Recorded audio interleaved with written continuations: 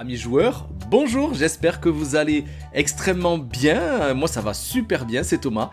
Pour ceux qui ne me connaissent pas mais aussi pour ceux qui me connaissent, bienvenue sur la chaîne Il était un jeu. Ravi de vous retrouver pour une toute nouvelle vidéo ici. Et on va parler des dernières découvertes. L'été, on est parti cet été, bien sûr, on est parti à l'étranger. On a profité un petit peu de cette période post-Covid pour se faire plaisir. Et donc on n'a pas trop joué. Par contre, on a profité des derniers jours du mois d'août et de ce début de mois de septembre pour découvrir un petit peu tout ce qui nous restait à la maison, de belles découvertes, toujours avec plaisir, toujours notre sélection des jeux que j'ai préférés ce mois-ci, des jeux enfants, des jeux familiaux, des jeux initiés, des oldies. On va partir sur quelque chose qui a été assez ancien et que j'étais extrêmement curieux de découvrir et c'était une pépite, ça m'étonne pas qu'il ait remporté plusieurs prix. Donc on va voir aussi une nouvelle rubrique dite Oldies, voilà, j'espère que vous serez nombreux au rendez-vous. En tout cas, je vous laisse vous installer tout comme moi pour profiter de cette vidéo et c'est parti, on y va, let's go!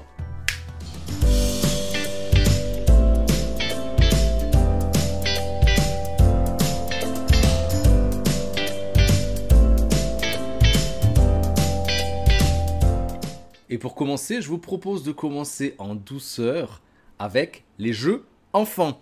Deux pour être précis, il y en a un, c'est pas forcément un jeu, on va commencer notamment par celui-ci, parce que c'est un livre dont on est le héros. Nous ici, on adore ça, j'aurais tellement aimé découvrir ce genre de jeux, de livres, d'enquêtes, tout ça, où on incarne un héros. Et ici aussi, on va choisir son compagnon.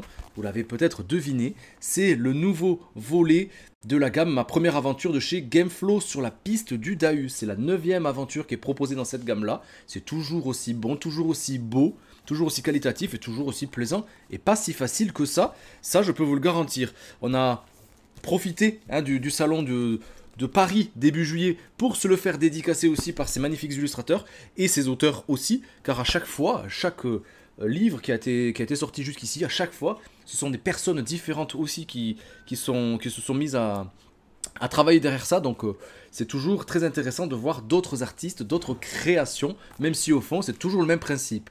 Le principe, on va y revenir très rapidement, peut-être même faire la première page, c'est-à-dire qu'on ouvre, on regarde ce qui se passe un petit peu. Ici, on doit être sur la piste du Dahu. Le Dahu, c'est cette créature mythologique ou mystique, en tout cas étrange et inconnue, personne ne l'aurait jamais vu, qui aurait deux pattes plus courtes que les autres, pour pouvoir mieux tenir le long des falaises et des montagnes. Donc on va tout faire pour essayer de la trouver, cette créature, et de la photographier. C'est notre but, c'est le but de notre aventure. Et dans celui-ci, au début, on va choisir entre un des deux protagonistes. Une fois qu'on l'a choisi, on va tout simplement tourner la petite roulette juste ici. Mais aussi, on va pouvoir choisir un des deux compagnons d'aventure, soit le chien Barry, soit l'aigle. En tout cas, non, comment ils appellent ça? C'est une buse, comment ils l'appellent? 5 minutes later. Un faucon apprivoisé, c'est Pérégrine. Et voilà, en fonction du personnage et de son compagnon, peut-être que les chemins que vous devrez prendre pour arriver à photographier le Dahu, ça sera totalement différent. Il y a d'autres roulettes, on commence ici avec une jauge de courage à 0, et ici peut-être les objets qu'on arriverait à récupérer le long de notre aventure. Ici on commence bien sûr avec aucun objet, et ici non plus. Voilà, c'est ainsi que débute l'aventure.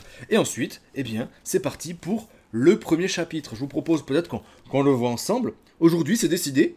Je pars avec notre appareil photo pour trouver cet animal fabuleux. Quelques bergers très sympathiques qui riaient beaucoup nous ont assuré qu'ils vivaient dans le coin. La forêt qui couvre le pied de la montagne est pleine de possibilités. Qu'est-ce que tu veux faire en chemin? Est-ce que tu veux construire quelque chose dans les branches, t'intéresser aux champignons ou bien suivre les empreintes au sol? Et là, ça va être à l'enfant, accompagné du parent pour les plus jeunes, mais après les enfants qui savent lire, pour le faire tout à fait en autonomie, tout seul, de choisir où est-ce qu'il veut s'aventurer. Pas de spoil, je ne vais pas vous montrer ce qu'il y a derrière, mais en fonction du personnage qu'on aurait choisi au début, en fonction du compagnon d'aventure aussi, et ici en fonction peut-être des objets et de la jauge de courage, il y a certaines choses qu'on pourra faire et d'autres qu'on ne pourra pas faire. En tout cas, il y a énormément de chapitres, l'aventure dure à peu près une quinzaine de minutes, c'est pas si facile que ça, on a dû y retourner une dizaine de fois pour vraiment trouver le chemin adéquat pour arriver à le photographier, et quelle satisfaction pour...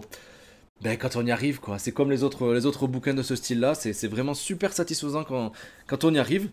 Donc ça c'est toujours plaisant, franchement ça fait un cadeau idéal.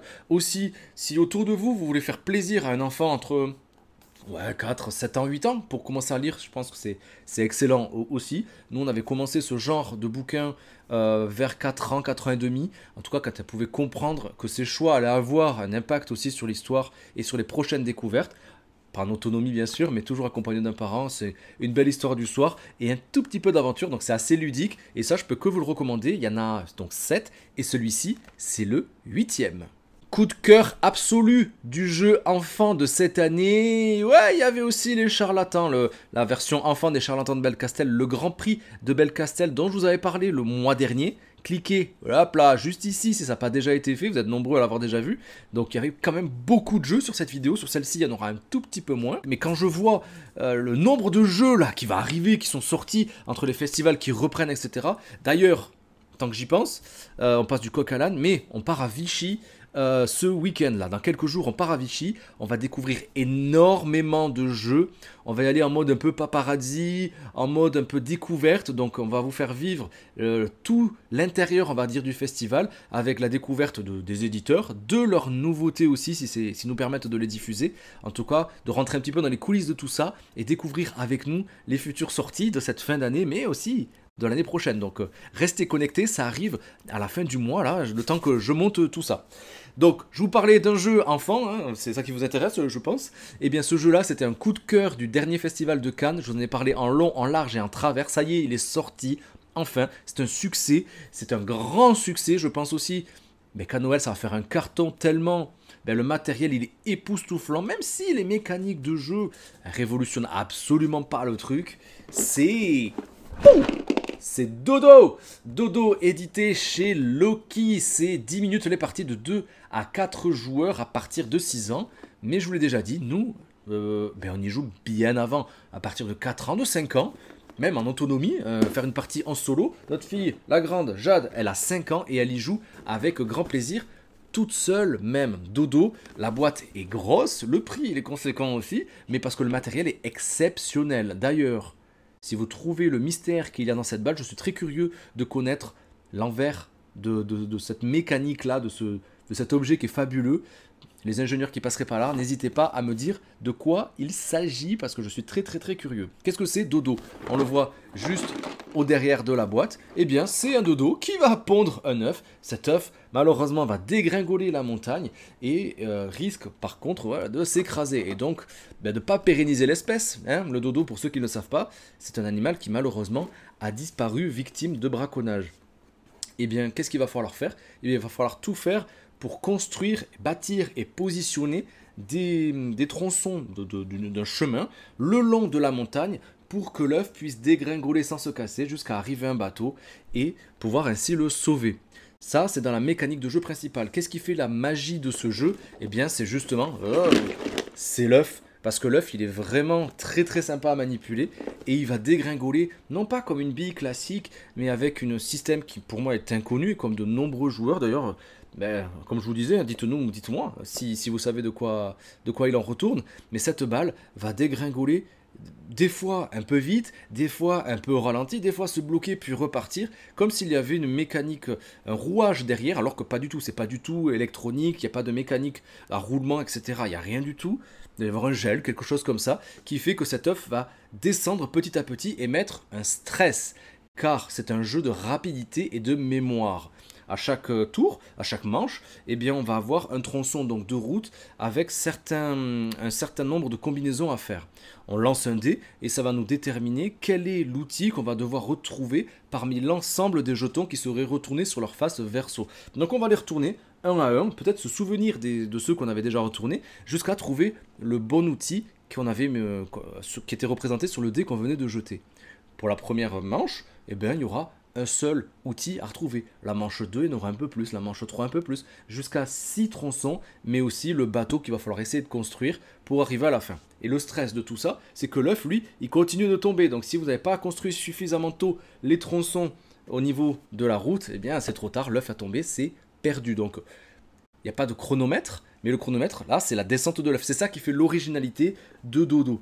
C'est pas fou au niveau des mécaniques, mais c'est fou au niveau du matériel et dans cette verticalité qui, je vous conseille, moi je l'ai vu dans ma boutique de jeux favorite, et bien c'est vrai que ça envoie, hein, ça a de la gueule, comme on dit, et ça donne envie en tout cas de s'y plonger. Je pense que ça c'est le cadeau idéal, hein, vraiment, et parfait pour cet hiver. C'est le jeu, enfin, avec le Grand Prix de Belcastel pour moi, par, par la beauté du jeu, par sa nouveauté dans une nouvelle façon d'amener un peu de stress et de rapidité. Bref, si vous voulez faire plaisir à vos marmots, à vos mioches, hein, franchement, allez-y, dodo, c'est juste parfait. Première aparté pour quelque chose qui sort un petit peu des jeux de société classiques, mais ça reste un classique du jeu en général, ce sont les puzzles.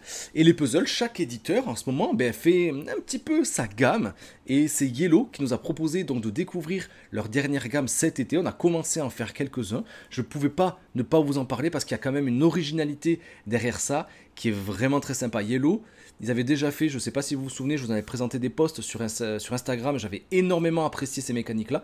C'est qu'ils avaient fait un combo entre un escape game et des puzzles, ça fonctionne super bien. C'était des petits puzzles au nombre de 4 dans chaque boîte, à peu près 3h, 3h30 j'avais mis pour résoudre l'ensemble des énigmes. Je crois, si je me souviens bien, qu'il y avait 4 énigmes par puzzle, et on avançait avec des énigmes, avec des symboles, etc., des coffres à ouvrir, et toujours cette combinaison à la gamme Exit de la marque, qui était vraiment super. Et bien là aussi, ils continuent un peu dans ce genre-là, avec des boîtes, regardez comme elles sont jolies, elles sont petites, mais aussi le puzzle, c'est pas celui-là en fait qui est à l'intérieur. Il y a plusieurs puzzles, et on a la chance d'en avoir, hop, 4, chacun par un dessinateur différent. Celui-ci va être plutôt simple. C'est qui est derrière ça? Et c'est l'ami Olivier De Rueto qui était derrière le Captain Noir aussi. Vous êtes nombreux à voir cette vidéo-là. Donc il a proposé de faire son dessin. Celui-ci, il reste assez simple. Je ne l'ai pas encore ouvert parce que c'est extrêmement long. Il y a 1000 pièces à chaque fois et c'est vraiment pas si facile. Celui-là, la difficulté va être amenée justement par ses couleurs qui sont assez proches à chaque fois. Mais avec un poster, lui, le puzzle, c'est le même que l'image. Pas de souci. Celui-ci, eh bien, c'est pareil. Ici, c'est Oscar Berman qui est derrière ces dessins-là. Là aussi, c'est du classique, même si c'est plus coloré, plus style BD, mais l'illustration finale sera la même que la boîte. Par contre, celle-ci et celle-ci, on ne sait pas à quoi s'attendre. C'est quoi ce bazar? Paul Mafayon qui est derrière celui-ci, c'est par celui-ci que j'ai voulu commencer. Déjà parce que c'est très coloré, c'est l'univers de Bunny Kingdom pour ceux qui connaissent. Et eh bien il se passe quelque chose, c'est-à-dire que là on voit une licorne qui va peut-être faire quelque chose sur ce pont arc-en-ciel qui va arriver vers le royaume des lapins. Mais regardez la tronche du lapin en haut, ça a l'air de craindre un petit peu. Je sais pas si ça va faire la mise au point. Et il a un petit peu peur. Eh bien, on est en train de le faire en ce moment et c'est exactement ce qui se passe. C'est-à-dire que le lapin qui était à l'envers ici, en fait, maintenant on le voit de face. Donc je vais pas vous spoiler la scène qui se déroule, mais il s'est passé quelque chose. Donc dans les tons, on s'y retrouve un petit peu, mais c'est pas totalement ça. Donc c'est ça qui est quand même super sympa. 1000 pièces, on en a fait quand même pas mal des puzzles, on adore ça. On avait fait notamment pas mal de Villainous. Si vous nous suivez, vous savez qu'on adore ça. C'est chez Ravensburger ça. Et là, c'est vachement super sympa. Donc à la fin, c'est marqué ici, on sait pas ce qu'il va y avoir quoi. Mais voilà. Et donc dans celui-ci, là aussi, on sait pas ce qu'il va y avoir. Qui c'est? Jeff Lee Johnson. Il n'est pas français. Lui, je ne le connais pas. Si vous le connaissez, dites-moi ce qu'il a fait, peut-être, dans les commentaires. Et ici, c'est un peu plus glauque, c'est une scène de meurtre. On voit qu'il se passe quelque chose à travers les lunettes. Et donc, c'est ce qui est marqué ici aussi. Il y a une scène de crime, a priori. C'est le prochain qu'on va faire tellement... je suis curieux de savoir ça. Il y a pas mal d'éditeurs qui commencent à s'y mettre aussi dans dans ce jeu, dans ce passe-temps. En tout cas, c'est toujours un moment de relaxation. On y prend énormément de plaisir. Ça détend vraiment, on se concentre. Et puis, c'est toujours satisfaisant de trouver la pièce du premier coup. Bam! On la cherche depuis 1 heure. Et puis finalement, avec les couleurs, à force de les regarder, on arrive à trouver la pièce qui nous manquait du premier coup, alors que ça fait un moment qu'on était dessus. Ça, c'est toujours satisfaisant. Et la pose de la dernière pièce, j'imagine que si vous êtes amateur de puzzle, vous savez ce que c'est. Donc, moi, je peux que vous les conseiller. 1000 pièces, il y a quand même de quoi faire. Et surtout, c'est pas si facile que ça. Direction les jeux d'ambiance. On en a de plus en plus, grâce à vos conseils, grâce aussi à nos amis qui nous font découvrir des choses, nous donnent envie d'en découvrir toujours plus. Et en ce mois de septembre, il y a des choses extraordinaires qui sont sorties. Je ne vais pas pouvoir tout vous présenter parce qu'il y en a quelques-uns que je viens juste de m'acheter. Notamment, ça sera pour la prochaine vidéo, ça sera le TTMC 2 que je pense que vous êtes nombreux à connaître. Je connaissais le jeu, je ne m'avais pas acheté la boîte à l'époque. J'attendais que cette version-là sorte avec cette version de voyage. C'est juste, l'édition est juste canonissime, je vous en parle dans la prochaine vidéo. Et aussi en jeu d'ambiance, là je ressors à l'instant de ma boutique favorite, le passe-temps. Je viens de m'acheter Left, Right, ça sent le bon jeu d'ambiance. Le passe-temps en parlait, je vous laisse cliquer sur leur vidéo si j'arrive à la mettre en lien, mais je suis sûr que peut-être que vous l'avez vu, ils sont... tout le monde regarde les vidéos du passe-temps. Qu'est-ce qu'on a de bon en jeu d'ambiance? On va commencer par un tout petit jeu qui m'a fait penser de suite au Skijo. C'est Cabo. Cabo trouvé, la licorne. Ah ouais, il y avait des licornes? Je sais pas trop. Style origami, un tout petit peu. C'est normal, c'est Origame qui nous propose ça. 20 minutes les parties à partir de 8 ans. 2 à 5 joueurs les parties. Vous connaissez le Skijo? C'est ma vidéo qui a le plus de vues. Donc je pense que vous savez de quoi je parle. Le Skijo, très simple. Il y a d'autres jeux, notamment Aetheria, que j'avais moyennement aimé, qui est revenu un petit peu sur cette mécanique-là. C'est-à-dire qu'on a devant nous des cartes, ici au nombre de 4. On a le droit, on va devoir en regarder 2 pour voir les chiffres qu'il y a juste dessous. On les réserve, nous seuls connaissons pour le moment le score, le chiffre qu'il y aurait inscrit. Car le but, ça sera à la fin d'avoir les cartes devant soi avec le total cumulé le moins important. Comme un petit peu Uno, toutes ces choses-là, où il faut que le score soit le moins important pour remporter la partie. Ici, mais pareil, on va, comme dans le Skijo, on va choisir soit la première carte de la défausse, soit la première carte de la pioche, donc au hasard. Et on va choisir soit de remplacer la carte qu'on vient d'avoir entre les mains par une carte de notre jeu et défausser donc celle-ci. Peut-être activer certaines cartes qui vont nous permettre de retourner des cartes adverses, en tout cas les regarder, d'échanger des cartes avec ses adversaires. Il y a quelques cartes comme ça qui possèdent des pouvoirs. Quand ce sera le moment le plus opportun, on pourra dire et hurler Cabo. On va crier Cabo et ça va signer le dernier tour de jeu, le dernier tour de la table. Car à partir de ce moment-là, on va retourner chacun toutes les cartes. Celui qui aura le cumul le moins important remporte la partie. On note, remporte en tout cas la manche. On va tous noter le score qu'on a fait et au bout de 100 points, celui qui a le moins de points, gagne la partie. Là où c'est original, c'est qu'on peut s'échanger les cartes. On est soi-même acteur du jeu et de la fin de jeu aussi. Donc, est-ce qu'on va le dire à bon escient? Peut-être que les autres vont bluffer en révélant des petites cartes. On va se dire, oula, il n'y a que des petites cartes. En fait, pas du tout. Le reste, c'est excessivement élevé.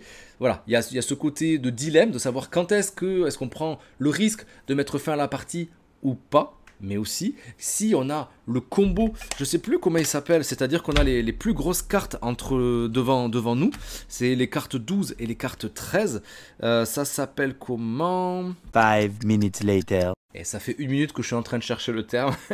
C'est kamikaze. C'est-à-dire que si un joueur révèle, quand on va retourner donc tout ça, exactement 2-12 et 2-13, celui-ci marque 0 points et tous les autres, ils se prennent 50 points dans la face.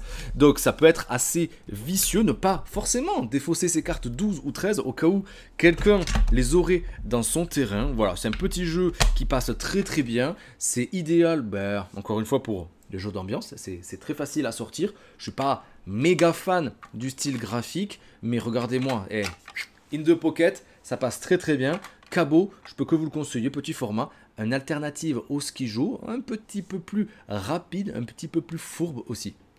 Qu'est-ce qu'on a d'autre? Eh bien, on a des jeux d'association de mots. J'adore ça.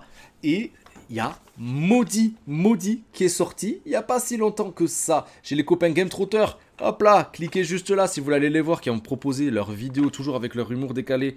Et d'ailleurs, on va se retrouver, je pense, pour faire des vidéos avec eux à Vichy, donc ça va être super cool.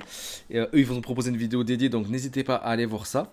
Maudit, donc déjà un petit jeu de mots, c'est tout ce que j'aime, c'est-à-dire avec un seul mot, un peu comme le jeu Pyramide avec Patrice Laffont à l'époque. Moi, je regardais ça quand j'étais gamin, j'adorais ce genre de truc. Il va falloir faire deviner un mot grâce à d'autres mots qui cirent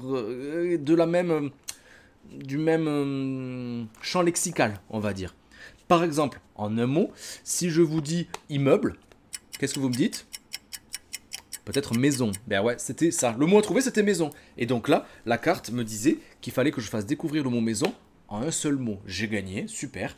Donc je gagne un point. Celui qui a trouvé le mot maison en premier gagne lui aussi un point. Ça, c'était facile. Mais peut-être aussi qu'il faudra trouver le mot mystère, faire deviner le mot mystère en 2 coups, 3 coups, 4 coups, 5 coups. Et là, on n'a pas le choix. Si on veut gagner, il faut vraiment le faire découvrir au chiffre qu'il y a marqué en révélant un nombre d'indices bien défini. Si je le révèle avant, je ne gagne pas de points. Et celui qui l'aura trouvé, lui, va marquer le nombre de points selon le nombre d'indices qui aurait été dévoilés jusqu'ici. Il va falloir donc utiliser des mots pas trop près, pas trop éloigné non plus, parce que sinon, si on est trop éloigné et que ça n'a rien à voir du tout, eh bien les autres vont pouvoir nous déclarer maudit et on se prendra moins 4 points jusqu'à que peut-être quelqu'un d'autre récupère ce jeton-là. D'où le maudit, la malédiction, il se prendra ça. L'édition, elle est juste canon, j'adore. La boîte qui s'ouvre juste comme ça, c'est trop bien et surtout que ça a une utilité. C'est-à-dire que, hop, je vais enlever les mauvais sorts. C'est-à-dire que, regardez, dans cette boîte-là, on va tout simplement, à la manche suivante, le tour d'après, révéler la carte qui est après et ça va me définir l'un des 2 symboles que je vais devoir choisir à mon tour. Donc ici, je peux choisir soit le soleil, soit la lune. Et si je choisis le soleil, donc le mot soleil qui est ici, ça serait le mot écureuil. Il faudrait que je fasse découvrir le mot écureuil en 5 indices. Et si je prends la lune, donc le mot lune, c'est quoi? C'est gourde. Il faudrait que je fasse deviner le mot gourde en 3 indices. Bien sûr, c'est plus difficile de le faire deviner en 5 mots, et donc je marquerai 5 points. Ça serait un peu plus gratifiant aussi. Et en plus de ça, il y a certaines difficultés qui sont accrues, et donc ici, si j'arrive à faire deviner ce mot en 5 indices, eh bien je pourrais distribuer un point moins 1 à quelqu'un qui serait peut-être un peu trop gourmand en points. En tout cas, si je veux gagner. Donc ça c'est super, la rejouabilité est top, parce que des mots, il y en a des dizaines et des dizaines. À chaque fois que vous allez retourner une carte, ça sera à chaque fois des symboles différents à faire deviner sur l'autre côté. L'édition, je la trouve juste canon, ça s'explique en 1 minute. Maudit, c'est pas fou, vous allez peut-être pas rigoler comme des dingues, mais il faut quand même réfléchir, et l'ambiance est quand même au rendez-vous. En tout cas, nous, on a adoré ce jeu, je suis très content de me l'être procuré. Je l'avais essayé à Paris, et il n'y en avait plus, il n'y avait plus de boîte, donc je me la suis acheté récemment, et on le présente à tout le monde adore ce petit jeu d'association de mots. Il faut être précis, mais pas trop. Hey, mais je vous l'ai pas dit, c'est Cocktail Game qui édite ça, c'est à partir de 3 joueurs jusqu'à 6, 12 ans et plus, il faut avoir un petit peu de vocabulaire hein, quand même, et c'est pour 2 parties, c'est même pas marqué, mais ça, on fait 2 tours de table, et donc je dirais qu'en 1/4 d'heure, 20 minutes, c'est bouclé. Autant pour moi, j'avais oublié cette petite présentation.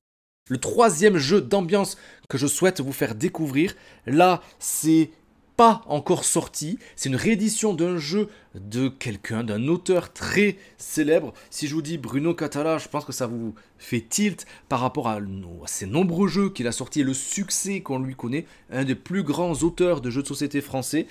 C'est Hurricane qui réédite un de ses classiques. Je crois qu'il est sorti en 2008, hein, son premier jeu de ce jeu-là, c'est Moe. Hop, je ne sais pas dans quel sens le mettre, peut-être comme ceci, c'est Moe. Donc la réédition chez Hurricane de ce jeu de cartes qui me fait énormément penser au 6 qui prend. Pour la petite histoire, il y a 2 jeux qui ont marqué le début de notre histoire ludique, le 6 qui prend et Seven Wonders. Donc je pouvais être que content qu'on me les confie, en tout cas que l'auteur, l'éditeur m'ait fait confiance pour vous présenter ça. Ouais, voilà, c'est la petite surprise, c'est-à-dire que quand on va ouvrir la boîte, voilà, il y a la petite boîte à meux à l'intérieur et des petits capteurs, donc ça va être même, pendant le jeu, ils nous préconisent des fois de le faire quand on veut se faire des coups bas. On peut y jouer à très nombreux, à Moe, on peut y jouer, c'est marqué, je sais plus, à 4, nous ça tournait déjà excessivement bien, mais on peut y jouer à beaucoup plus nombreux, parce que plus on est nombreux, et plus il y aura de cartes à proposer. Hey, c'est même pas marqué, c'est fou ça. 5 minutes later. Et bien vous savez quoi? C'est même pas marqué sur la boîte, je suis en train de me rendre compte. C'est même pas marqué sur la boîte, je suis obligé de regarder. Et bien sur les règles de jeu, j'avais pas fait attention à ça. C'est entre 2 et 10 joueurs à partir de 7 ans. 15 minutes les parties, c'est vraiment très très rapide. C'est beaucoup plus rapide qu'un 6 qui prend. Et franchement, moi je préfère carrément ce truc. Dans le 6 qui prend, il y a 4 lignes en général, en fonction du nombre de joueurs que vous êtes, mais classiquement il y a 4 lignes. Le but du jeu, avec les cartes qu'on nous aurait distribuées en début de partie, ici ça sera 5, on devra toujours mettre, dans le 6 qui prend, une carte supérieure à une précédente dans une des lignes. Ici, il n'y a qu'une ligne, le premier pose une carte, et le second, troisième, etc., dans le sens des aiguilles d'une montre, en tout cas au début, parce qu'on va pouvoir changer l'ordre de tour aussi un peu à la manière d'un Uno, eh bien on va choisir soit de mettre plus petit, soit de mettre plus grand. Ça c'est comme vous voulez. Il y a des cartes spéciales qui vont bloquer les extrémités. Ce sont des vaches, on appelle ça le troupeau, la ligne qu'il y a au centre. Quand c'est à son tour de jouer, si je ne peux pas poser de cartes, parce qu'il faudra toujours les poser aux extrémités, hein, donc soit à gauche, soit à droite, plus petit ou plus grand, si je ne peux pas le faire, mais je me prends le troupeau. Sur ce troupeau, certaines vaches ont des mouches, elles schlinguent un peu, et plus elles schlinguent, plus les cartes sont vicieuses, et bien plus il y a de mouches dessus. Bien sûr, comme tout à l'heure, comme dans Cabot, c'est celui qui aura le moins de mouches à la fin de la partie qui gagnera. On va jouer jusqu'à qu'on accumule 100 mouches comme ça. Celui qui a 100 mouches déclenche la fin de la partie, et celui qui en aura le moins gagne immédiatement. Ce qui est pas mal déjà, c'est qu'il n'y a qu'une ligne, donc les coups bas, ils sont présent à chaque tour de jeu, ça c'est assez la folie, et qu'il y a plein de cartes spéciales, notamment des cartes qui vont permettre de recouvrir d'autres cartes avec le même symbole, des cartes qui vont pouvoir s'intercaler entre déjà des cartes qui se seraient posées, ce seront des cartes qui possèdent énormément de mouches, et quand le jeu est fini, quand la pioche est finie, eh bien les cartes qui nous restent en main, eh bien ce seront des points qu'on aura en plus. Donc on veut garder peut-être les cartes les plus fortes pour les jouer au bon moment, mais attention de ne pas les garder jusqu'à la fin de la partie. Quand on va récupérer tous les plis, tous les troupeaux qu'on aurait récupérés, plus les cartes qui nous resteraient en main. Là où c'est super chouette, c'est que celui qui a perdu la manche en cours, eh bien il va pouvoir regarder la première carte jardinier du fermier du tas. Voilà. C'est juste fou ce meuglement là, c'est juste fou. Donc il y a des cartes fermiers, il y en a quand même pas mal. Hop, ça c'est la carte qui nous permet de définir le sens du jeu. Et les cartes fermiers, elles ont toutes une action différente. Donc on ne sait pas sur quoi on va tomber. On va la garder secrètement et pouvoir la jouer comme un gros vicelard à n'importe quel moment. C'est trop facile à jouer. Je vous conseille vraiment de vous le procurer quand il va sortir. J'ai pas de date, j'ai regardé, vous avez été quelques-uns parce que j'ai posté mes premières parties sur Instagram, ça fait quelques semaines que je l'ai. Je sais pas, la date de sortie je ne l'ai pas encore, mais vraiment ça devrait sortir d'ici la fin de l'année. Il y a 2 paquets de cartes qui sont strictement les mêmes. Il y a un paquet jaune et un paquet vert. C'est tout simplement en fonction du nombre de joueurs. Vous prenez le paquet vert et si vous êtes, ou le jaune, hein, comme vous voulez. Et si vous êtes plus nombreux, vous prenez les 2 paquets et on distribue pour toujours plus de plaisir. Sachant que le jeu, comme vous l'avez compris, j'imagine, se joue jusqu'à que la pioche soit finie. On redistribue 5 cartes, etc. Et c'est reparti pour un tour. Je trouve que la patte graphique, elle est vraiment super rigolote. Franchement, les tronches des vaches, elles sont juste excellentes. Je vous avais posté ça, je pense que je vous l'ai montré là quand je vais faire le montage. Mais les vaches, avec leur pouvoir bonus, là, elles se grimpent dessus. C'est pas interdit au moins de 18 ans la vidéo. Hein. Mais voilà, c'est super drôle. Les cartes qui n'amènent pas de mouches, elles sont dans la neige. Et il y en a le bonhomme de neige vache avec les mamelles faites avec le tabouret. Je trouve ça juste hilarant. Bref, ça a été revu au goût du jour. Il y a une version Access aussi de Moe qui va sortir pour les déficients visuels aussi, avec du braille je crois. Et en tout cas pour éviter que les cartes, pour savoir où sont positionnées les cartes, avec des encarts pour connaître le sens. Donc ça je trouve ça super sympa aussi de permettre l'accès à des handicapés, à des personnes déficientes, et bien à ce type de jeu. C'est trop cool, c'est trop marrant. C'est typiquement le genre de jeu qu'on joue après le café. Moe, dès qu'il sort, je veux qu'il soit chez vous. Hein. Après les jeux d'ambiance, on passe aux jeux dits familiaux, des jeux accessibles, jouables avec des enfants et des parents, mais aussi entre amis, vous allez prendre énormément de plaisir. On va commencer par un jeu qui n'en est pas vraiment un. Je vais vous montrer la boîte, ça s'appelle Icos. Icos, édité chez Ravensburger, c'est un jeu qui m'a fait de l'œil sur les réseaux. Je suis allé au passe-temps, ils m'ont dit « Tiens Thomas, essaye celui-ci, lequel tu préfères ?» Ils m'ont dit « C'est celui-là que Simon pensait qu'il allait me plaire par rapport à son ambiance. » c'est une ambiance pré- et post-apocalyptique, donc moi c'est quelque chose que j'apprécie effectivement beaucoup. C'est la troisième boîte, il y a beaucoup de boîtes, et d'ailleurs je viens de poster ça là, il y a quelques jours sur les réseaux, parce que mon avis est quand même plutôt mitigé, mais je ne peux pas ne pas vous en parler, parce que je pense que ça va plaire à beaucoup. Icos, c'est un jeu d'enquête audio. Et c'est là que ça me dérange un peu, parce que pour moi, c'est pas un jeu d'enquête. C'est plutôt un jeu d'assemblement sur des indices audio. Je m'explique. Dans la boîte, donc déjà, petite règle de jeu, mais dans la boîte, il y a plusieurs tablettes, plusieurs tuiles assez épaisses, donc ça c'est plutôt sympa, et chacune illustrée. Il faut installer une application gratuite sur tablette, sur smartphone, ça c'est à vous de voir, parce qu'il va falloir les scanner.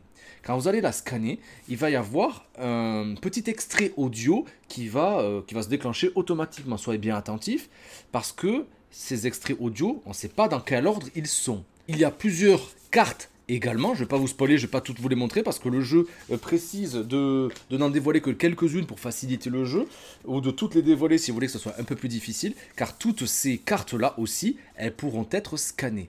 Le but du jeu, un peu à la Mastermind, ça va être de choisir une tuile et d'y associer trois cartes dans le bon ordre. C'est-à-dire que, par exemple, je vais dire c'est comme ceci, ce qui est totalement faux, mais je vais dire que c'est comme ceci. Je vais pouvoir interroger l'application qui va me dire est-ce que tout est exact, auquel cas ça va me donner l'extrait en intégralité avec les petits trous qui seront comblés, parce que bien sûr on n'aura pas tous les indices au moment de notre recherche, mais si c'est faux, on va juste nous dire combien il y en a de justes, combien il y en a de faux, mais pas l'ordre dans lequel ils sont. Donc il va falloir jouer un petit peu avec ça. Est-ce que c'est le bon? Est-ce que s'il y en avait deux de juste, lequel est le faux? C'est peut-être celui-là. Ils sont dans quel ordre, etc. C'est là que c'est un petit peu particulier. En gros, c'est vraiment un puzzle, un assemblement d'une histoire qui est plutôt sympa. Mais moi, je suis parti peut-être avec trop d'espoir d'une certaine façon.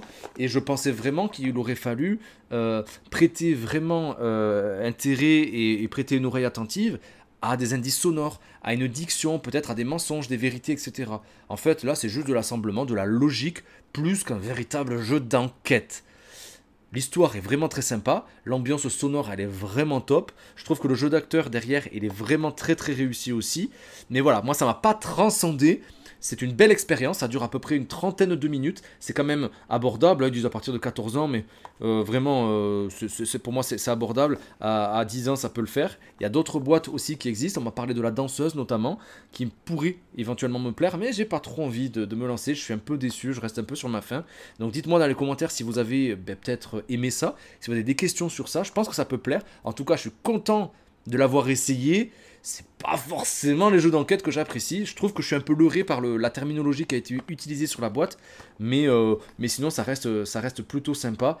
Et dans un style familial, on a passé quand même une bonne soirée, une bonne grosse demi-heure à jouer à ça. Mais c'était pas très très difficile non plus. Le second jeu familial, il est Rikiki. C'est la nouvelle gamme de chez Matago qui est sortie. Je pense que vous l'avez vu passer un petit peu partout. Ces petits calepins là, il y a juste des cartes et c'est juste trop fort. Le premier jeu dont je voudrais vous parler, c'est la crypte de Sedlec. C'est à partir de 8 ans, c'est exclusivement pour 2 ou 3 joueurs. Honnêtement, je vous dis à 2, c'est juste génial. 20 minutes, et ça, c'est pour le fun aussi. Il y a une vingtaine de cartes et c'est tout. Voilà, on joue avec ceci. C'est simple comme bonjour. Le petit côté historique que j'apprécie aussi dans les jeux, la crypte de Sedlec, elle existe vraiment, je crois que c'est en République tchèque. Donc c'est un ossuaire où seraient enterrées des personnes, hein, bien sûr. Et en fonction du statut social, on va dire, des personnes qui sont enterrées, ça va nous faire marquer différents points. C'est tout le jeu, c'est extrêmement simple. À chaque tour, il y a 3 actions. Soit on va creuser, c'est-à-dire qu'on va retourner face visible parmi les 6 paquets de cartes qui sont devant nous, 2 cartes, en choisir une dans notre main. Maximum qu'on peut avoir en main, ça sera 2 cartes. Soit je vais pouvoir exhumer, c'est-à-dire choisir une carte visible qui serait déjà dévoilée dans un des paquets. Ou soit disposer. Voilà. Bien sûr, disposer, des fois on sera obligé de le faire si on a 2 cartes, on ne pourra pas en récupérer. Et disposer, on va les disposer selon une forme un petit peu de pyramide, en commençant par les bases, la partie intermédiaire et le sommet. 4, 3 et 2 cartes, en tout cas si vous jouez à 2. Si vous jouez à 3, c'est pas la configuration que je vous recommande, c'est un petit peu différent. La configuration est précisée de toute façon sur les cartes, ça serait 3 cartes, 2 cartes et 1 carte. Donc on jouera moins de cartes, ça score moins, et voilà. Je trouve que le jeu est extrêmement bien équilibré. Parce que chaque personnage qu'on va placer, vous voyez, chaque carte qu'on va placer dans notre pyramide, elle a deux lignes finalement. Chaque couleur, chaque personnage va avoir une manière différente de marquer. Par exemple, les romantiques, il faudra qu'ils soient forcément adjacents, soit en haut, soit sur le côté. Les bleus, les prêtres, ils vont marquer une seule fois 2 points par ligne. On a les paysans, eux, ils marquent 1 point très facilement, pas de souci. On a les mercenaires qui, eux, veulent un peu la rédemption. Donc s'ils sont à côté de prêtres, ils vont marquer des points. S'ils ne sont pas à côté de prêtres, ils marqueront 0. Et enfin, on a les rois qui, eux, ne marqueront pas de points pour eux, mais comme ils veulent être au sommet de la pyramide, au sommet de la société, bah ouais, c'est les rois, quoi. Il n'y a pas de reine, d'ailleurs, ils auraient pu faire le couple aussi. Peut-être qu'il y aura des extensions, qui sait, je sais pas.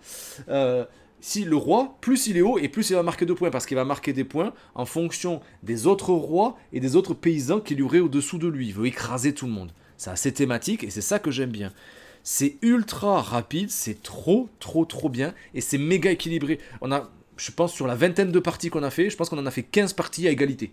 Avec des configurations de pyramides à chaque fois différentes par rapport aux protagonistes et leur placement.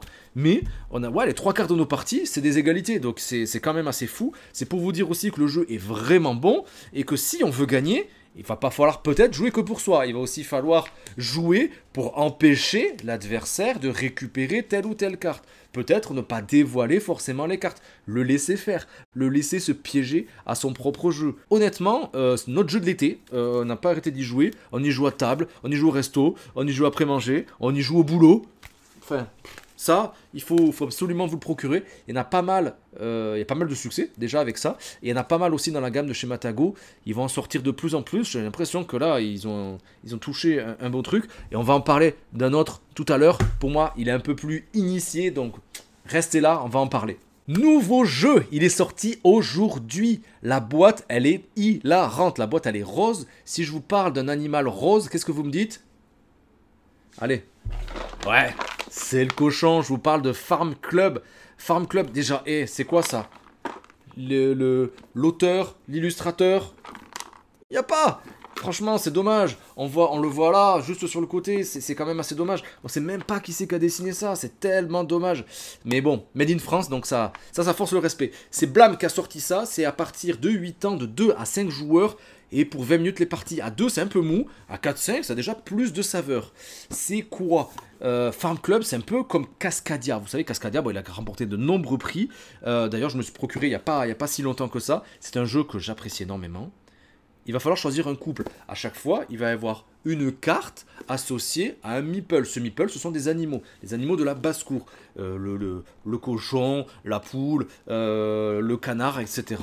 Qu'est-ce qu'on va faire avec ce couple-là? Il y a 2 types de cartes à récupérer. Les premières cartes, ce sont les cartes avec un effet immédiat. Je vais pouvoir marquer les points qu'il a marqués dessus. Si et seulement si, au moment où je récupère cette carte-là, eh bien la configuration de mon plateau est en accord avec cette carte. C'est-à-dire, ça pourrait être d'avoir une majorité de tels animaux, avoir plus de moutons que de canards, que j'ai un canard à côté d'un cochon, etc. Il y a des configurations qui sont données, bien sûr. Plus la configuration sera complexe et plus on marquera de points. Et parfois même, on pourra récupérer des jetons poussins bonus si on respecte parfaitement la combinaison qu'il y est proposée. Par exemple, ça serait d'avoir une combinaison sur ma grille de 9, comme vous pouvez voir là sur les extraits que je vous propose, d'avoir précisément l'ordre respecté de la carte. Il y aura aussi d'autres cartes qui seront des cartes qui nous rapporteront des points à la fin de la partie. Bref, ça vous avez compris. Et on remet une carte, on remet un meeple, et c'est à l'autre joueur de jouer ainsi. Au bout de 9 tours, une fois qu'on aura placé nos 9 animaux, eh bien on regarde le nombre de points qu'on a gagné, c'est aussi simple que cela. C'est pour ça qu'à 2 joueurs, il n'y a pas trop d'interaction. À 4, 5, les cartes vont tourner plus, on va pouvoir peut-être plus se piquer les animaux. Il faut toujours, en tout cas, avoir un œil sur le plateau ou les plateaux adverses. À tout moment, on pourra aussi récupérer les gros objectifs au-dessus de la zone principale avec un animal meneur. Cet animal meneur, lui, il n'est pas pioché au hasard dans le pochon, il est pioché, il y en a un de chaque, et c'est tout. Ce meneur, il faudra le placer au milieu de notre plateau personnel. Et ça va définir donc une certaine stratégie, soit tôt dans la partie, mais au risque de dévoiler un petit peu ce qu'on veut faire, et sinon un petit peu tardivement, mais on risque de prendre un petit peu les restes, on va dire. Sachant que quand on va récupérer cet animal meneur, on va aussi récupérer une carte de scoring immédiat qui nous demandera d'avoir les différents animaux qui seraient représentés sur cette carte. À chaque fois, ça sera une carte bien sûr différente. Farm Club, ça mange pas de pain, c'est excessivement simple, c'est très familial. La mignonitude d'un Draftosaurus qui est sorti il y a plusieurs années.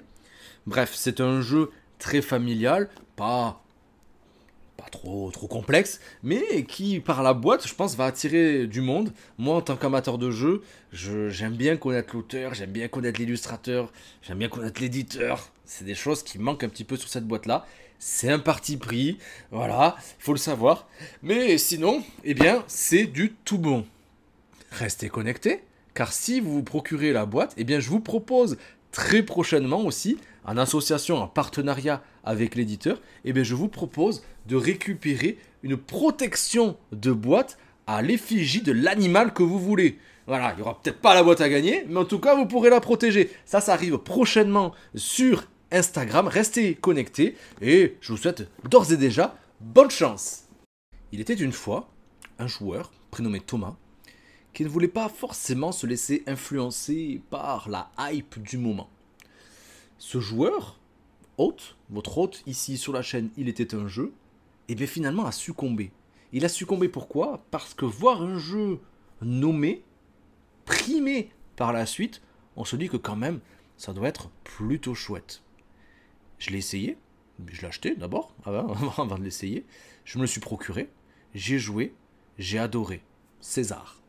Ce jeu, c'est la nouvelle rubrique, on va dire oldies, que je vous propose sur la chaîne. Ce jeu, peut-être que vous l'avez trouvé, je vous en avais parlé tout à l'heure.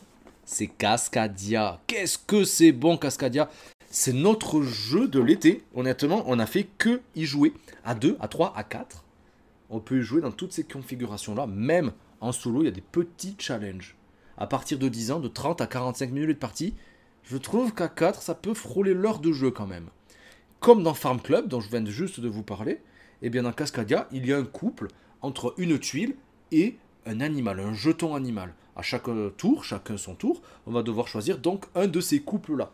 La tuile, je la positionne dans mon terrain, et le jeton animal, je vais le positionner si j'ai une tuile avec le même animal quelque part sur mon terrain. Comment ça va se définir? Et bien une fois qu'on aura joué chacun 20 tours de jeu, donc placer 20 tuiles, pas forcément les animaux, parce que des fois on ne pourra pas les positionner, auquel cas eh bien, ils seront défaussés, tant pis pour nous, eh bien on va compter les points selon deux principales choses. La première, c'est la configuration de notre terrain, en fonction de nos rivières, de nos montagnes, de nos plaines, etc.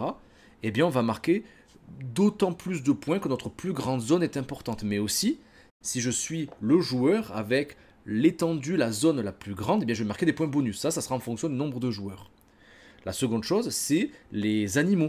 Les animaux vont marquer des points selon la configuration de départ que vous aurez choisi. Il y a 4 configurations pour chaque animal. C'est proposé dans le jeu de les configurer par A, B, C, D. Les cartes sont classées comme ça. Nous, on y joue aussi en mettant au hasard totalement. Et il y a aussi des scénarios qui sont proposés dans le jeu pour mettre un petit peu plus de difficulté, de progression, en tout cas dans votre scoring. Car chaque animal va marquer de manière différente. Par exemple, les ours, avec une certaine carte, ils devront toujours être en couple. Si un troisième ours à côté, ça ne marche pas. Si les aigles, il faut qu'ils soient toujours à au moins une case d'écart. Les cerfs, il faudra qu'ils soient dans une zone. Les saumons, le long d'une ligne, etc. Ça dépendra de votre configuration que vous aurez choisi au départ. Il y a aussi les renards, qui sont peut-être les plus difficiles à amener un gros scoring. Mais là aussi, il y a une forte rejouabilité avec ça. Et à la fin, on calcule un petit peu tout ce qu'il en est et le plus grand gagne tout simplement. Il y a un équilibre qui est fou là aussi. Le jeu se joue souvent à 1 ou 2 points. Ces 1 ou 2 points, c'est souvent les bonus qui pourront nous être accordés pour une tuile avec un seul et unique animal représenté dessus. Donc avec un risque à prendre de positionner, au risque de ne pas positionner un animal. Si on arrive à le faire, il y a une petite pomme de pin qui est représentée dessus. Donc on peut récupérer ce jeton bonus qui nous permet à la fin de gagner un point ou alors de retourner un petit peu la situation en se donnant plus de possibilités, non plus en choisissant un couple tuile, jeton prédéfini, mais choisir la tuile qu'on veut, le jeton qu'on veut, ou bien de redéfinir un petit peu la ligne d'animal qui serait déjà positionné, toujours au hasard dans un pochon. L'édition est sublime, ça m'attirait pas plus que ça, franchement, je sais pas comment j'ai fait pour pas me l'acheter avant.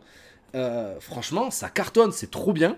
C'est familial plus, je trouve. Il y a un autre jeu qui a cartonné, c'est Acropolis, qui ressemble un petit peu. Je trouve qu'il est plus familial, Acropolis, plus abordable. Là, si on veut se triturer les méninges pour mais gagner, tout faire pour gagner, il va falloir essayer de potentialiser notre jeu, de positionner à l'exacte position la tuile, le sens. C'est plus fin que ça en a l'air. Cascadia, c'est un des jeux cette année à posséder absolument dans votre ludothèque. Si vous ne l'avez pas, foncez, n'hésitez absolument pas. Faites-moi confiance, les yeux fermés, s'il vous plaît, les amis. C'est Lucky Duck qui a publié ça, qui a édité ça récemment. Ça a remporté des prix prestigieux cette année et je peux que comprendre quelle déception de ne pas l'avoir acheté plus tôt. Mais en même temps, ça me permet de vous proposer une nouvelle rubrique sur la chaîne. La petite rubrique Oldies, et j'espère, et j'en suis certain, il y en aura d'autres. Restez connectés. On monte d'une gamme, les amis. Après ambiance, Oldies, familiaux, on passe de suite au jeudi initié. Un ton au-dessus, voilà. C'est pas à mettre entre toutes les mains, mais si vous aimez jouer, je pense que vous pourriez y prendre du plaisir. On va commencer par un jeu, j'ai hésité à le mettre dans la gamme familiale ou un petit peu plus initié. Je pense que la thématique ne parlera pas à tout le monde. La thématique, c'est l'espace, donc j'ai préféré la mettre dans cette gamme-là. C'est un jeu à cocher, un choose and write, on peut le dire comme ça. C'est Distant Suns. Et bien là aussi, comme le jeu que je vous ai présenté tout à l'heure, le Icos, eh bien je suis un peu déçu.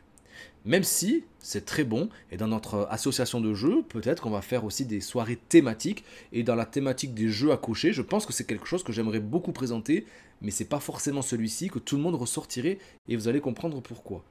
Le jeu nous propose, sur une thématique galactique, on va dire, de choisir les placements pour nous, mais aussi pour l'adversaire. À chaque tour, on va choisir une tuile avec 2 emplacements. On pourra la mettre recto, verso, et choisir l'emplacement dans lequel on voudrait le mettre. Ça va définir la forme qu'on va dessiner sur notre grille et la forme que les adversaires vont devoir essayer de construire. S'ils ne veulent pas la faire ou qu'ils ne peuvent pas la faire, ils ne la feront pas.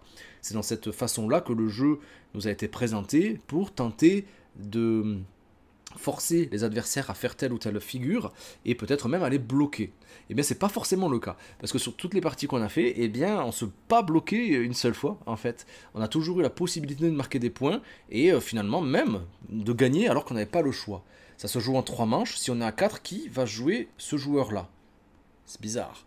Les règles nous précisent que c'est toujours le joueur qui n'a pas pu dessiner au tour d'avant. Et si on est plusieurs à ne pas avoir dessiné, qui choisit? Qui va être le premier joueur? Les règles sont un peu floues, donc ça m'a un petit peu perturbé, je vous avoue. Et si vous avez la réponse que vous avez joué, ben je suis curieux de la voir. Après, la direction artistique, elle est trop bien. Le matos, il est extrêmement qualitatif.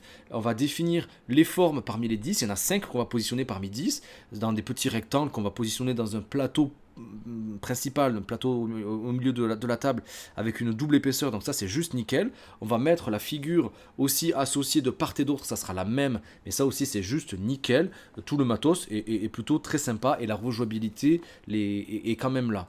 Mais je trouve que c'est un peu trop facile à jouer. Je m'attendais à quelque chose un peu plus technique, un peu plus réfléchi. Au final, on va pouvoir scorer quasiment à chaque fois. Même si les formes vont nous dire, ben, si avec cette forme vous recouvrez un alien, vous marquez plus de points. Si avec cette forme-là, vous vous mettez à côté d'un diamant jaune, vous allez marquer plus de points. Si vous recouvrez avec cette forme-là des actions, des combustibles, eh bien, vous aurez des actions qui vont permettre d'éliminer un hexagone supplémentaire dans votre grille, etc. Je ne vais pas vous faire le détail, mais c'est un petit peu ça. Et bien, je trouve que quand même, c'est un peu trop facile. Je me suis senti frustré de facilité, en fait. Dites-moi dans les commentaires si vous aussi ça a été le cas, mais on a rarement été bloqué. Alors que, franchement, l'édition est canon, c'est quand même assez dommage. Et c'est en ça que, voilà, je voulais vous le présenter parce que ça reste un bon jeux de ce style-là. C'est à partir de 10 ans, de 2 à 4 joueurs, 25 minutes les parties. C'est Yellow qui propose ça depuis quelques mois hein, maintenant. Mais voilà, on l'a essayé cet été-là. Ça n'a pas fait un flop, mais il y en a d'autres. Voilà, il y en a d'autres. Je vous conseille de l'essayer pour voir un petit peu ce qu'il en est, vous faire votre propre avis. Et je serais curieux de savoir ce que vous en pensez. La bonne idée, quand même, du jeu, c'est que certes, il faut avoir un peu de vision géométrique, de vision dans l'espace. Tout le monde ne l'a pas. Sans polémique. Mais voilà, pas de polémique. Mais pour faciliter la position sur notre grille, eh bien, le jeu nous propose d'avoir des formes cartonnées selon les formes qui sont proposées dans chaque configuration et qu'on peut superposer pour voir et positionner sur notre grille pour savoir quel serait le meilleur emplacement. Ça reste canon. L'édition, il n'y a pas à dire, c'est juste trop bien. Mais le jeu manque de profondeur et manque peut-être de complexité, peut-être de manche ou la grille, je sais pas. Mais il manque un petit peu quelque chose. C'est un peu confus aussi. Je vous conseille, si vous devez jouer, de prendre des couleurs en fonction de la forme que vous utiliserez à chaque fois. Un peu comme dans l'île des chats où il y aurait plusieurs couleurs. Mais parce que sinon, ça reste un peu confus pour le calcul du score à la fin où tout est grisé, etc. Mais voilà. Distant Sun, ça fait partie des jeux qu'on a appréciés. Mais vous voyez, ça reste mitigé. Dans mes sélections, je ne propose pas que les jeux pour lesquels j'ai un enthousiasme débordant, mais aussi d'autres qui m'ont plu, un petit peu moins, mais c'est normal. Quand on teste beaucoup de jeux, comme c'est le cas ici à la maison et depuis la création de cette chaîne, eh bien, il y a forcément des jeux qui nous enthousiasment un petit peu moins, mais c'est pas pour autant qu'il est mauvais. Et c'est pour ça que je dois absolument vous en parler. Un autre jeu initié, je peux le mettre dans les ambiances, je peux le mettre dans le familial, je peux le mettre dans les jeux initiés. Je m'y attendais pas, c'est trop bien. Il y a énormément de hasard, mais aussi de prise de risque, car les points que vous allez faire seront définis par vos propres choix. Tout le monde va avoir un plateau spécifique, un plateau personnel, personnalisé, et donc les points qui vont arriver aussi seront les vôtres, et pas forcément ceux des autres. Ce jeu, et on se moque pas, mais je sais pas comment on le dit. C'est Fife ou c'est Fif? J'en sais absolument rien, je sais même pas ce que ça veut dire. J'ai cherché sur internet, est-ce que ça fait ambiance un peu polynésienne? Je sais pas. Est-ce que c'est une île? Est-ce que ça existe vraiment? Est-ce que c'est est-ce que c'est un nom propre, un nom un nom commun? Je ne sais pas. Fife, l'édition est canonissime. BlackRock nous a proposé ça, c'est à partir de 10 ans, 45 minutes les parties, entre 2 et 5 joueurs. À 2, ça tourne très bien, même si il y a une partie du jeu, des mécaniques de jeu qui ne va pas apparaître. On va voir ça tout de suite. En tout cas, elle sera beaucoup moins présente. Fife, on va dire Fife, ça le fait, c'est stylé, ça fait English quoi, tu vois. Donc Fife, on a un plateau personnel déjà double couche, comme dans Distant Suns, qui est vraiment très beau, avec des encoches pour accueillir des jetons. Chacun notre tour, on va tirer un jeton, et avec les jetons qu'on aurait déjà positionnés dans notre réserve, au maximum 2, on va pouvoir choisir donc finalement un de ces 2 jetons qu'on a en réserve et le placer à n'importe quel endroit de notre plateau. Une fois que le plateau sera ainsi comblé, la partie se finit. Si on a positionné le jeton sur une zone où il y aurait une possibilité d'y appliquer un score, soit dans sa verticalité, soit dans son horizontalité, soit peut-être même en diagonale, on est obligé, il y en a qui ont tendance à l'oublier, on est obligé de positionner un score. Il y a une quinzaine de tuiles, une douzaine de tuiles, je ne sais plus combien il y en a, en tout cas de scores différents. Car à la fin, on devra regarder si dans cette ligne, dans cette colonne ou dans cette diagonale, est-ce que le score est respecté. En tout cas pas à la fin, parce que si on est le premier aussi, on aura des points bonus. Ces configurations-là, c'est très simple, c'est très facile à comprendre, comme dans la plupart de ces jeux-là. Ça me fait penser notamment à Lost Seas de chez Blue Orange, qui est sorti il y a quelques mois aussi. C'est-à-dire que ça va être, est-ce que ça sera la même couleur sur toute la ligne? Est-ce que ça sera des couleurs différentes? Est-ce que ça sera le même symbole? Des symboles tous uniques? Est-ce que ça sera dans un ordre précis? Parce que ça va aller de 1 à 5. Chaque jeton possède donc une couleur, un logo et un chiffre. C'est simple comme bonjour. Voilà, c'est aussi simple que ça. Et bien sûr, plus la combinaison qu'on tentera de faire sera complexe et plus on marquera de points.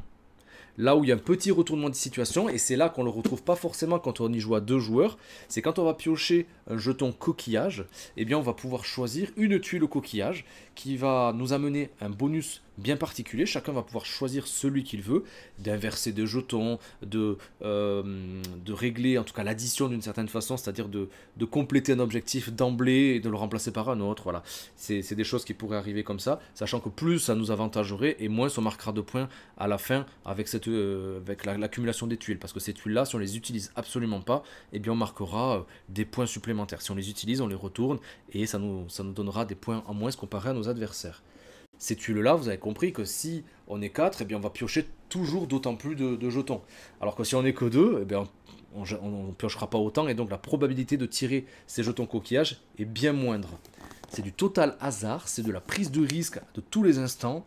C'est pas un bingo où tout le monde va tous positionner le 5 jaune. Non, chacun va positionner son propre jeton, faire son propre plateau, faire ses propres combinaisons et prendre ses propres risques pour avoir un plateau totalement différent des autres. Et c'est vraiment à la fin, sur le dernier jeton, qu'on va voir si on a pris des risques, des bons risques ou pas. La gestion de cet aléatoire, elle est toujours avec ce double choix qu'on a. On a toujours le choix entre deux jetons. C'est le jeton qu'on vient de piocher et le jeton qu'on aura mis en réserve. Et voilà. Il y a des petits jetons joker également. Bref. C'est trop bien. Ça n'a pas fait grand bruit. Mais franchement, si vous le voyez... Enfin moi, j'adore le sortir. Hein. Franchement, c'est vraiment trop bien. C'est...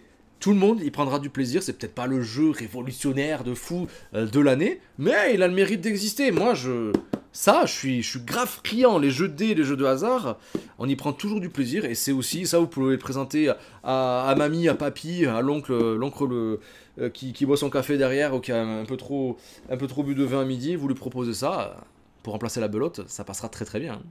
Je vous parlais des petits jeux tout à l'heure de chez Matago. C'est sorti enfin en français. Celui-là, ça fait plusieurs mois. Je crois que je l'ai acheté vers mois de mai, mois de juin peut-être. Que je l'avais chez moi. J'ai joué que là cet été, pendant les vacances, parce que c'est un jeu auquel je peux jouer tout seul. C'est Megalopolis, mais là c'était Sprolopolis. Voilà, c'était sorti sous ce nom-là. Maintenant ça a été francisé un petit peu, et tant mieux. 14 ans et plus, il est beaucoup plus complexe que les cryptes de Sadlek que je vous ai proposé tout à l'heure. 15 minutes les parties, de 1 à 4 joueurs. C'est trop bien, c'est trop compliqué. Je fais que perdre. Honnêtement, je crois que j'ai gagné qu'une partie sur une dizaine pour l'instant, mais c'est tellement trop cool. En début de partie, on positionne des cartes qui vont nous amener des points, c'est-à-dire, comme dans tous ces jeux-là, des zones qu'on ferait, le nombre de routes qu'on ferait, ça nous enlèverait ou donnerait des points. Voilà, ce sont ces cartes-là qui sont les cartes de base. Hop là, je vais vous les montrer juste là. Ça, ce sont les cartes de base et qui nous donneront des points ou soustraire des points, toujours de la même façon à chaque partie. Mais là où le renouveau va se faire avec ce jeu, c'est qu'on va tirer au hasard, hein, on va prendre le paquet, on va le mélanger, et au hasard, vous allez tirer 3 cartes. Ces 3 cartes, on va sur leur verso regarder les points que ça va nous demander de réaliser. Ici, j'ai 5, 12 et 16. Donc ça me fait 28 plus 5, ça me fait 33. Il va falloir que j'essaye de marquer 33 points. Pour ça, je vais devoir respecter les conditions de base qui sont communes à toutes vos parties, plus les conditions qui seront définies par le verso de ces 3 cartes.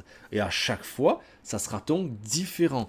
Bien sûr, plus le score est facile à faire, et plus moins les points seront importants.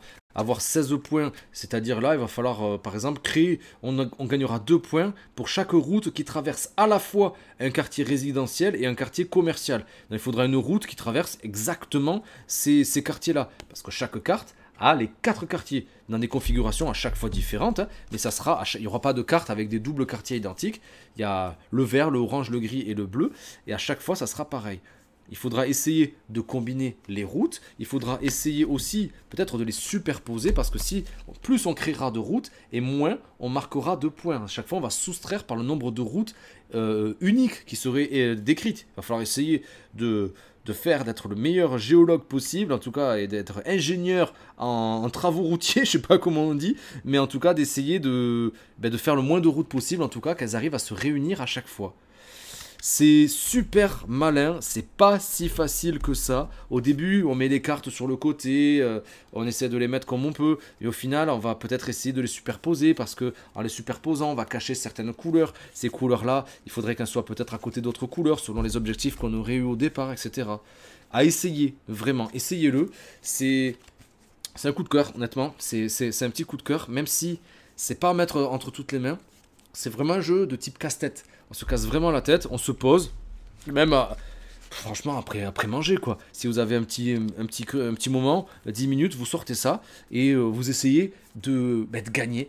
Toutes les parties seront totalement différentes parce que le scoring à dépasser sera à chaque fois différent. Il y a une version dite facile où justement on n'enlèvera pas les points selon les routes uniques qu'on aurait.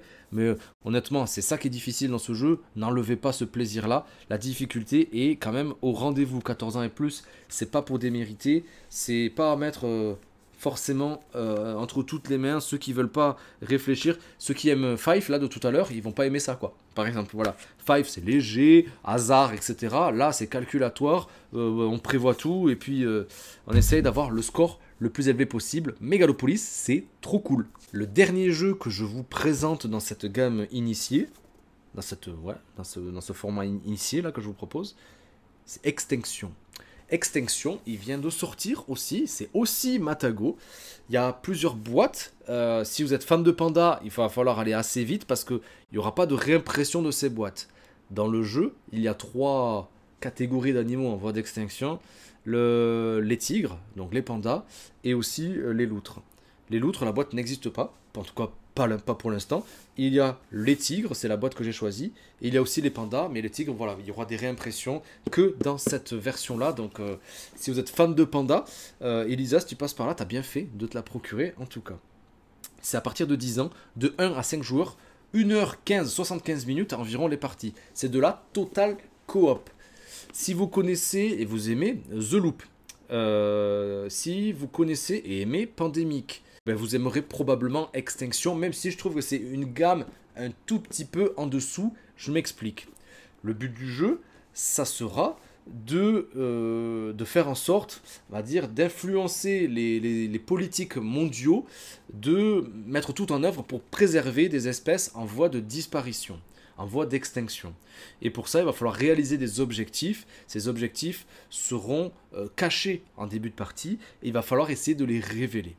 À chaque tour, chaque joueur pourra réaliser des actions. La première, ça sera de lancer des dés. En fonction des jetés de dés, on va pouvoir les positionner sur les différentes parties du plateau principal au début, et ensuite sur les cartes qu'on mettra progressivement en jeu pendant la partie.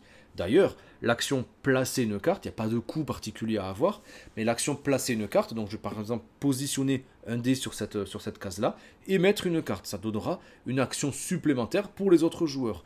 À vous de choisir aussi quel sera le prochain joueur. C'est totalement coopératif, on choisit et on coopère tous ensemble pour faire en sorte que ces animaux survivent. Quand on aura fait nos actions là et positionné les dés, on va déclencher un petit peu le tour du jeu. C'est-à-dire, ça sera au jeu, on va dire au méchant, d'entrer en action, donc avec des effets négatifs, un peu à la pandémique, hein, avec les épidémies qui vont s'accroître, avec des nouvelles villes où la maladie va apparaître, et c'est en ça que le jeu s'y rapproche un petit peu.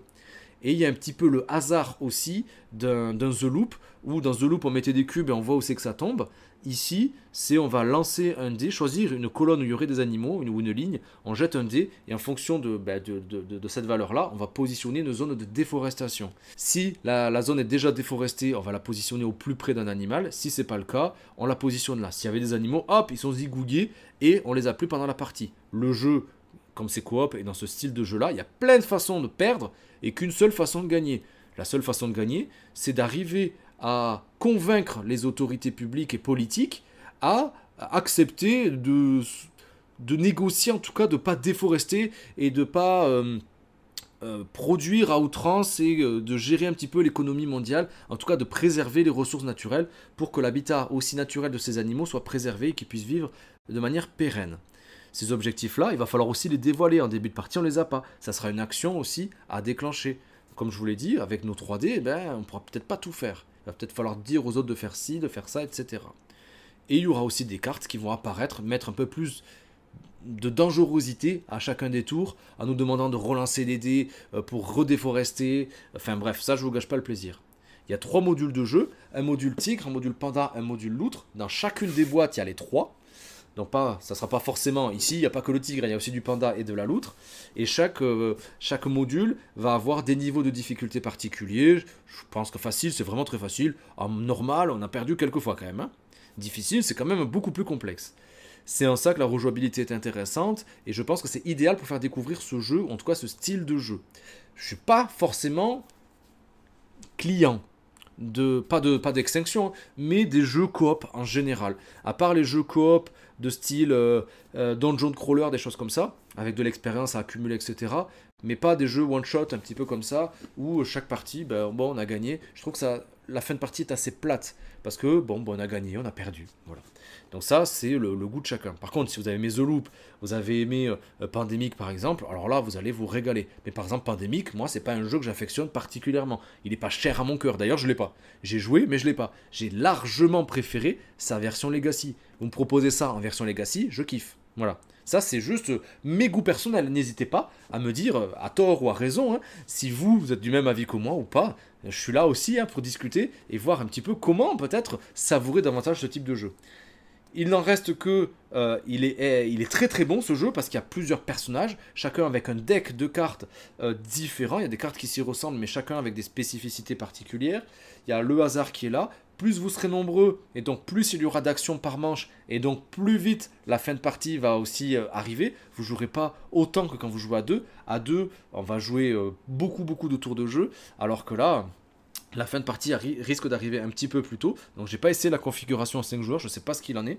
N'empêche qu'à 2, ça tourne très bien et en 45 minutes, nous, c'était bouclé. Hein. Donc ça, il n'y a pas photo, ça reste très très bien. Les objectifs à atteindre se ressemblent un petit peu, c'est-à-dire que ça devra être à chaque fois qu'à la fin, à un certain moment de la partie, ça va nous demander de voir si ces objectifs sont réalisés. On n'aura que 2 tentatives. Si la deuxième tentative a échoué, c'est terminé. Il faut réaliser 4 des objectifs parmi l'ensemble des cartes de pays qui seraient proposées. Ça serait par exemple, il faut qu'il y ait tant d'animaux encore en vie. Il faudrait qu'il y ait tant de tuiles de déforestation ou de pollution dans votre réserve. Ça veut dire que vous aurez réussi à replanter des arbres. Ça pourra être aussi de lancer des dés, et en fonction du score du dé, plus le nombre de couples d'animaux, eh bien il faudra dépasser un certain score.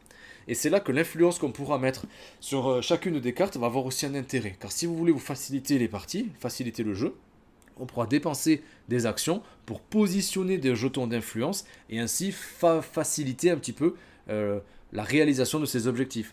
Par exemple, si je devais avoir 10 animaux sur place, il y a marqué dans notre terrain, à la fin, quand on arrivera à ces objectifs-là, il nous dit qu'il nous faut 10 animaux, moins le nombre de jetons d'influence qu'il aurait dessus. Donc c'est vrai que plus j'ai de jetons d'influence, disons que j'en ai 4, eh bien il ne faudrait pas que j'ai 10 animaux sur le terrain à ce moment-là, il faudrait que j'en ai que 6. Ça facilite un petit peu, mais en même temps, ça me demande d'utiliser une action de positionner de l'influence et pas faire autre chose, sachant que à chaque fois qu'un joueur va jouer, comme je vous ai dit, il y a le jeu qui va se retourner contre nous, on va mettre de la déforestation, il y aura des malus, etc. Donc attention à bien jouer avec ça, à bien se coordonner, c'est indispensable. Il n'y en a pas qu'un qui va avoir raison, il faut vraiment que vous soyez tous coordonnés. Attention donc aussi avec ce genre de jeu, c'est ça que je reproche aussi à l'effet un peu meneur. Il y en a un qui va prendre des décisions, il faut l'écouter parce que lui c'est vraiment bien joué. Ouais, mais on trouve pas ça très très fun si on est un peu plus discret dans le groupe d'amis.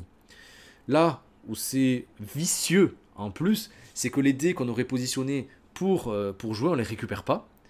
Et si les autres joueurs qui vont arriver après veulent jouer la même action, ils devront forcément et obligatoirement mettre un dé de valeur supérieure à chaque fois. Donc vous l'avez compris, si je positionne par exemple un dé de 5 sur l'action jouer une carte, eh bien il faudra absolument que quelqu'un mette un 6 pour pouvoir faire la même action pendant cette manche-là et terminé. Plus personne ne pourra la faire parce qu'on ne récupère pas nos dés. C'est ça qui est particulier. Il faut réfléchir de cette façon-là, à prendre la bonne décision, à placer peut-être un dé faible sur une action qu'on ferait plusieurs fois pendant la manche et un dé fort sur une action qui serait peut-être pas à réaliser de manière multiple pendant cette manche-là. C'est tout ça, c'est toute cette gymnastique mentale qui fait que je l'ai mis dans cette partie initiée Extinction. Il faut vraiment réfléchir, c'est de la pure et bonne coop. Et dites-moi, ben voilà, si vous l'avez, je crois qu'il est en rupture de stock déjà. Il a fait un gros carton a priori. Mais après, quand ça parle d'animaux, le thème, il est un peu clivant. Je trouve que c'est un parti pris extrêmement fort que Matago a fait. Et ça donne une plus-value, je pense, à ce jeu.